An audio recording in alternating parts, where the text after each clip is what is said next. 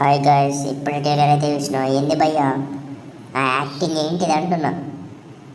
Ram Charan on fire. Ram Charan అన్న మాత్రం వేరే లెవెల్ చేసిన భయ్య యాక్టింగ్. గేమ్ చేంజర్ అంటే మొత్తం సంక్రాంతిని చేంజ్ చేసినట్టే ఉన్నది ఈ మూవీ. మొత్తం వైబ్స్తో నింపేటట్టే ఉంది. అండ్ పుష్ప 2ను రీచ్ అవుతుందా అని అడుగుతున్నారు.